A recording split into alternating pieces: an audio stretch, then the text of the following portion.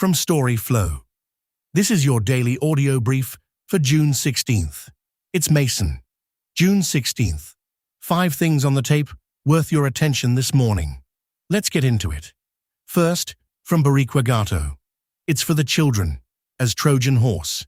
UK and Germany are pushing mandatory digital IDs for online platforms, saying it's to protect children from harmful content. The same moves are spreading to Australia, Canada, France, Denmark, and Spain next. Second, from Smart Reversals. A day of gaps, what to expect? 7,554. The S&P 500 closed above the 7,417 level and topped the 7,530 target we flagged. That puts the index in a clear bullish zone. If it holds above 7,417 tomorrow, the next watch point is 7,530 before we start eyeing the 7,560 ceiling. The Magnificent Seven all jumped, with Microsoft up 2.3%, Google 2.5%, Meta 4.8%, and Amazon 3.1%. Those moves line up with the high probability setups we highlighted, so the sector's momentum looks solid for the next few days. SpaceX, SPCX, finished at 192, clearing the 189 extension we projected. The next resistance sits near 200, while 175 remains a strong support if the price pulls back. Bottom line, keep an eye on the 7,530 level for the S&P and the 175 and 200 band for SpaceX.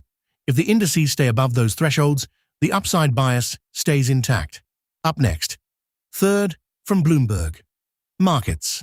Stocks climb as US-Iran deal. Spurs slide in oil. Markets wrap. A deal to reopen the Strait of Hormuz spurred a rally in riskier corners of Wall Street, with stocks climbing alongside cryptocurrencies as oil sank on hopes the war that has jolted markets is close to an end. And then, fourth, from Bloomberg, markets, UBS, Falconio pushes out expectations for Fed rate cut. UBS head of taxable fixed income strategy, Leslie Falconio, says pressure on the Fed to hike rates is easing now that the US and Iran have reached a deal to reopen the Strait of Hormuz. She has now pushed out her call for a rate cut in 2027. Source: Bloomberg. Next, fifth, from Bloomberg. Markets. Rally on hope for US-Iran peace deal. Closing bell. Comprehensive cross-platform coverage of the US market close on Bloomberg Television, Bloomberg Radio, and YouTube with Romain Bostick, Katie Griefeld, Carol Massar, and Tim Stenovec. Source: Bloomberg. Up next. Sixth, from Bloomberg. Markets. Canada's BCE cuts 1% of jobs as it focuses on AI network build. A Bell store in Montreal, Quebec, Canada, on Thursday, May 8, 2025. BCE Inc. cut its dividend for the first time in 17 years and unveiled a deal with a Canadian pension fund to help finance growth in Ziply, the US broadband provider it's trying to acquire. And then, seventh, from Bloomberg. Markets. West Texas gas rises above zero for first time in 4 months. ExxonMobil Corp. Oil drilling rigs near Stanton, Texas, US, on Saturday, March 15, 2025. The Permian Basin, a sprawling shale patch that lies beneath Texas and New Mexico, is North America's most prolific shale patch. Next, eighth, from Bloomberg. Markets. Elanco CEO, screwworm, easier to manage than contain. Jeff Simmons, Elanco Animal Health President and CEO, discusses the emerging threat of screwworm infections spreading beyond the initial control zone in Texas, with at least 12 confirmed cases, including 8 heads of cattle. Simmons reassured viewers that while the pest is expected to spread, it can be managed effectively through current interventions, such as the release of sterile flies to reduce the screwworm population. He speaks with Romain Bostick and Katie Griefeld on the close. Source: Bloomberg. Up next.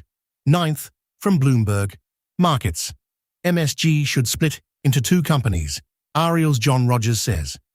John Rogers, Ariel Investments founder, chair, CIO, and co-CEO says MSG stocks have not reflected the value of the Knicks or the Rangers during an interview with Romain Bostic and Katie Greifeld on Bloomberg The Close. Source, Bloomberg, and then 10th from Bloomberg. Markets. Bolivia tells investors FX unification.